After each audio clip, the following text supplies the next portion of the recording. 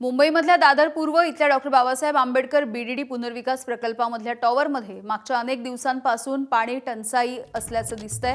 नव्याने बांधलेल्या या इमारतीमध्ये 24 तास पाणी पुरवठ्याचं आधी आश्वासन देण्यात आलं होतं, मात्र प्रत्यक्षात केवळ 10 ते 15 मिनिटं पाणी पुरवठा होतो आणि त्याच्या वेळा देखील अनियमित आहेत। काही कुटुंबांना गेल्या 2 दिवसांपासून पाणीच मिळालेलं नाहीये। इमारतीमध्ये अनेक ज्येष्ठ नागरिक, लहान मुलं आणि अंथरुणाला खिळलेले रुग्ण देखील राहतात। त्यांना या सगळ्या समस्येचा मोठा फटका बसतोय।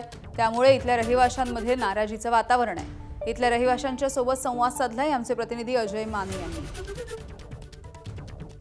लिफ्ट चालू नाही होत, पाणी नाही, राहण्याची नीट सोय नाही। आम्हाला माझ्या पायाचे प्रॉब्लेम आहेत। मी 20 माळे चढून गेलेली, मला त्रास होतो पायांचा। 8 दिवस झाला लिफ्ट नाही इथं।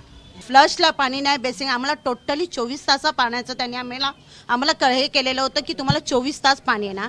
पण आता सध्या इकडे येऊन आम्ही 15 दिवस लिटरली आम्ही एवढा त्रास सहन करतोय की पाणी कुठेच नाही। आता लोक 2 महिने झाले येऊन झाले। आता अजूनपर्यंत मुलांची शाळा नव्हती म्हणून काय वाटलं नाही। आता मुलांची शाळा चालू होणार, एक लिफ्ट चालू आहे, 23 मजल्याची बिल्डिंग आहे। मग मुलांना यायला जायला शाळेला पण प्रॉब्लेमच होणार ना। मग आता किती दिवस झाले लिफ्ट बंद पडून, एकदा सुद्धा म्हाडाचा साहेब येऊन की लिफ्ट चालू आहेत की बंद आहेत हे बघून गेले नाहीत।